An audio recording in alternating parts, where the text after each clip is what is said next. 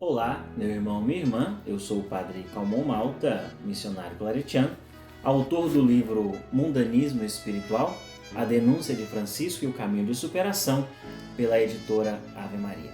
Estamos nessa jornada de reflexão acerca do livro e hoje chegamos no último capítulo deste livro. Mas antes de continuar, eu quero fazer um convite para você que está aí nos assistindo em determinado momento do seu tempo tão precioso na sua vida. Compartilhe esse momento com outras pessoas, curta este vídeo, acione o sininho, não é? E se você ainda não adquiriu o livro, você pode buscá-lo lá na editora, no site da editora Ave Maria, tá certo? Meu irmão, minha irmã, então nós chegamos hoje no 10º capítulo dessa nossa obra, não é?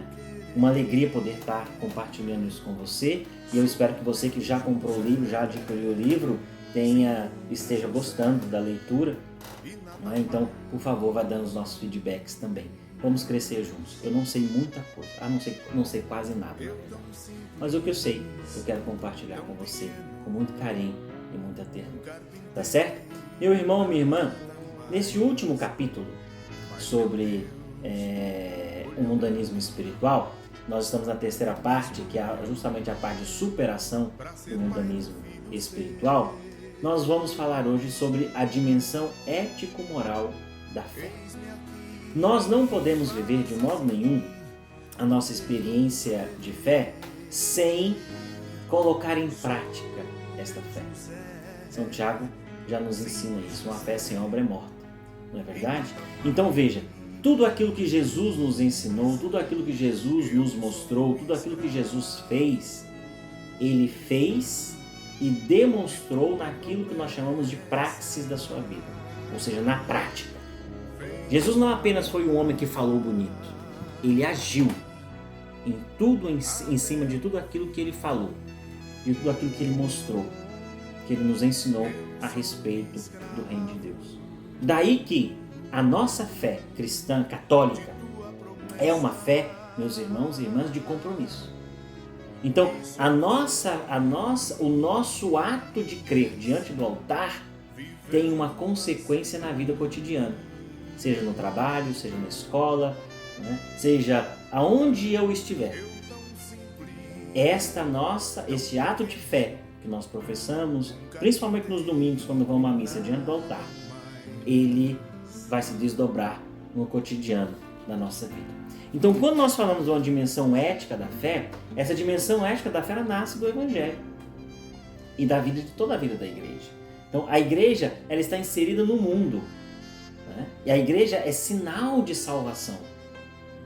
Então, ela tem que estar no mundo, ela tem que tocar as realidades do mundo, levando a palavra de Deus. Então, o ensinamento que o Evangelho nos traz, ele toca todas as áreas da nossa vida. Então isso é uma coisa que cada um de nós precisa compreender. E se nós olhamos do ponto de vista bíblico, nós vemos isso muito claro.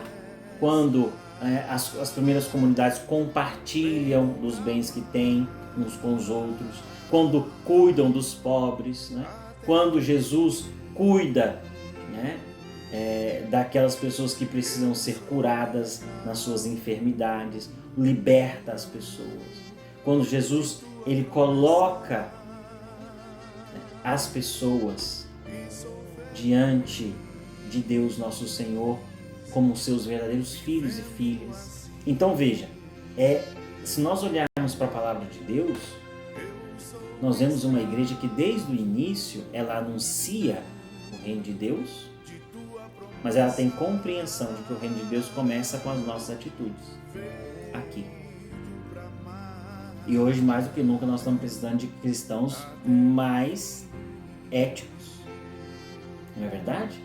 Porque não basta levar o nome de cristão e não tocar a realidade, principalmente dos mais pobres e favorecidos. Então isso é uma coisa que o Papa Francisco chama a nossa atenção. A fé tem uma dimensão ético-moral. E nós precisamos levar isso em consideração. E a palavra de Deus já nos mostra isso. Outro elemento que esse capítulo vai trazer também é a questão de uma igreja misericordiosa e solidária. Jesus foi aquele que cuidou dos mais necessitados. A igreja primitiva cuidou dos mais necessitados. A nossa conversão nos chama a sair do nosso egoísmo e ir ao encontro do outro. Não importa quem seja, eu vou ao encontro do outro, porque é Deus que faz a obra no coração das pessoas. Então isso é outro elemento importante que nós precisamos levar em consideração. Outro elemento também, além da misericórdia e da solidariedade que nós devemos ter uns para com os outros, é o cuidado com aqueles que são mais pobres dos pobres. A igreja, principalmente a nossa igreja latino-americana, fez uma opção preferencial pelos pobres. Veja, é uma opção preferencial, não é uma opção única, é preferencial. Por quê? Porque isso foi o que Jesus nos mostrou. Não se esqueça, meu irmão, minha irmã, Jesus nasceu numa família pobre, Jesus viveu como os pobres, Jesus morreu sem ter um lugar para que seu corpo fosse repousado. Ele precisou ser colocado num túmulo emprestado. Esse é o Jesus que nós seguimos. E um Jesus que esteve sempre do lado dos marginalizados. Então é preciso que a gente entenda isso. Eu não posso criar uma imagem ou uma pseudo-imagem de Jesus sem olhar para o Evangelho e ver que aquele Jesus que está no Evangelho é o Jesus, o Deus conosco, aquele que se encarnou no seio da Virgem Maria para nos salvar. Depois, Jesus nos ensina a necessidade, e aí o Papa Francisco também chama muito a nossa atenção disso da igreja, né? Do cuidado com as relações humanas. Veja, a igreja, como instituição religiosa, ela está em todos os lugares do mundo. A capilaridade da igreja se estende a todos os lugares do mundo e a todas as pessoas. Então, cuidar nas nossas relações é importante. Ainda mais nesse tempo de hoje em que as relações são relativizadas, né? Governos que não respeitam outros governos, pessoas que não respeitam outras pessoas. Dentro de nossas famílias, o respeito se perdeu. Às vezes estamos na mesma mesa, cada um com o celular na mão, ninguém sem conversar. Onde estão as relações? Não é verdade? Onde está o cuidado com o outro? Então é preciso levar isso em consideração também, não é? No processo que nós estamos de superação desse mundanismo espiritual que muitas vezes entra com força dentro de nossa vida e de nossas famílias, é preciso olhar que elementos pequenos eles causam impactos gigantescos no nosso dia a dia, não é? E outro elemento importante que a gente tem também, que o Papa Francisco fez questão de chamar a nossa atenção, o Papa Leão, inclusive agora continua, né, nesse mesmo legado, é o cuidado com o meio ambiente, com a casa comum. Existem pessoas que dizem, isso não é problema da igreja. É lógico que é. Veja que Deus fez tudo antes de nos criar. E depois, por último, ele fez o ser humano, a sua imagem e semelhança, e diz para a gente cuidar de toda a obra da criação. E o que nós estamos fazendo da obra da criação?